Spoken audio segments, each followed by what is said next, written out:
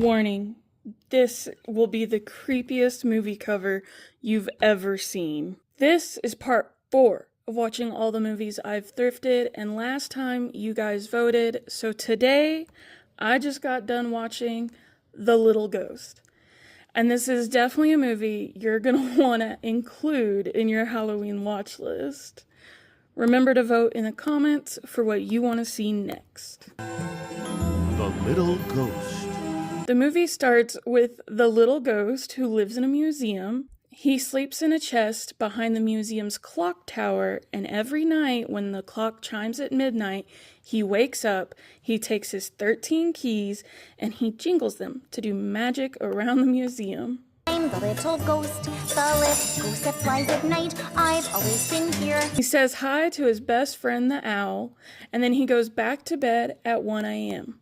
The little ghost desires to be out in the daylight, and the owl tells him that just isn't possible.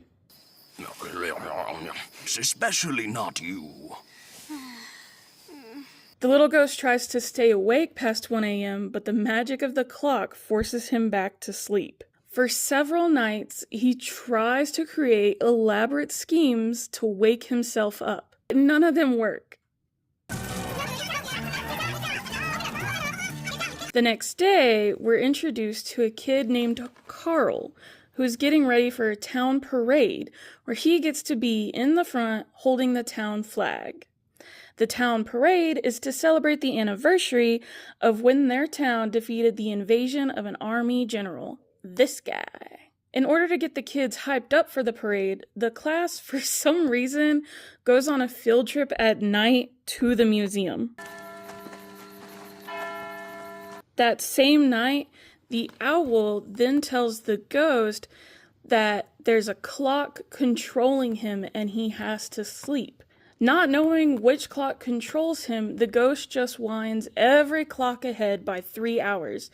And there are weirdly a lot of clocks in this museum. Clock number 2012, clock number 738, clock number 99, clock number 17, clock number 2, okay! The little ghost sees the clock of the army general on display and winds it back. Carl sees him, causing the ghost to drop and break the watch. The ghost flies away, taking the watch with him. The next day, the museum manager, who's not on this cover, notices all the clocks are off and that the display watch is gone. He sounds super worried about this. Oh no, Thorsten Torstenson's watch. The manager calls the detective, also not on the cover, and tells him that there were weird kids at the museum the night before.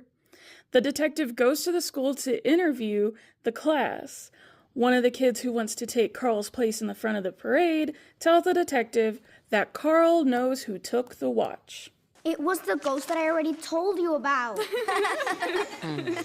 No one believes Carl, including his own parents, and they all agree that he will not be able to walk in the parade until he returns the watch. Carl goes to his room and crashes out. The next day, Carl's mom takes him and his friends back to the museum to find the watch. The mom stops the museum manager to ask if the watch has been returned. The watch was stolen by a brat, just like the one you brought into this world. And it hasn't. The kids hear the ghost sneeze, and we learn the ghost's plan worked. He is now awake and even scarier in the daylight. He returns the watch to the display, where the kids find him again. The kids and the ghost play tag, the kids grab the ghost, and this causes him to get hit by a beam of sunlight.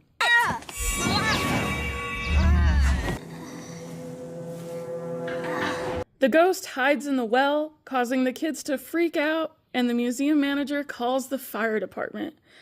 The fire department is unsuccessful in getting down the well. Grouse, what's the big deal? So they send Carl down. Hello? The little ghost tells Carl that he put the watch back already, and Carl agrees to keep the ghost a secret. However, the manager had hired 2 clockworkers to fix the clock. This is one of them. The older one sees the broken watch and takes it for repair. So when Carl goes to check the display, the watch is missing and he's still in trouble. In the meantime, the little ghost is still in the sewers. Wait a minute, I'm still black. The little ghost sees a tunnel and heads to the surface where he runs into the detective trying to help a construction crew. The detective tells the ghost to scram, to which the ghost inflates and deflates, ripping the detective's clothes off in the process.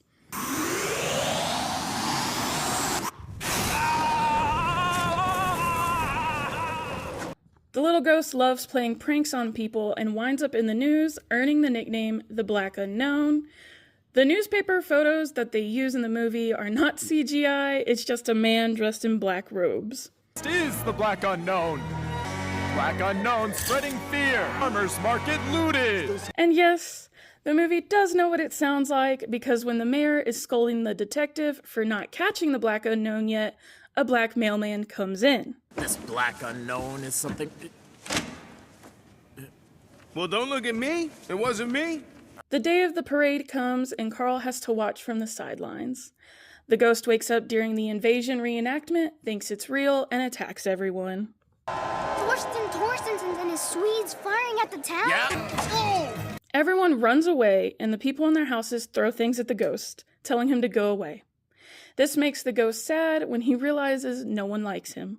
He cries and misses his owl friend. The next day, the ghost overhears Carl and his friends saying the parade was just a reenactment and that the watch is still missing. The ghost decides to make it up to Carl by taking the watch back from the clockmaker. Uncle, there! I'm not Uncle There. The ghost gives the watch to Carl along with his magic keys so Carl can return it to the display that night. After Carl and his two friends return the watch, they speak with the owl, who tells them that it's the town hall clock that controls the ghost's sleeping time and it needs to be fixed. So the kids fix the clock the next day. The museum manager notices the watch is returned and informs the detective, who blames the manager. But the clockmaker overhears and explains that he had it the whole time, and everyone apologizes to Carl. That night, Carl and his friends stay up to watch the little ghost wake up at midnight. The little ghost meets his owl friend again and becomes white in the moonlight, and they really go on for a while about how white he is. I'm white again. I'm white again. White! Woohoo! Indescribably overjoyed that it was white again. The ghost blows the kids a kiss, and that's it. That is the whole movie. It wasn't bad at all, other than the obvious, and the CGI being pretty creepy. But you get used to the CGI after about 10 minutes. Also, when at school, Carl's teacher tells him nice hat when he's so obviously sewing pants that I think she just hates him. Nice hat. But they're trousers. Oh. I love the English voice actor for the mayor. Holtzinger, the citizens are starting to get seriously worried. What? Yeah, you're right. Oh my God. Save it for the kids. Ooh. I give this movie a 6.5 out of 10.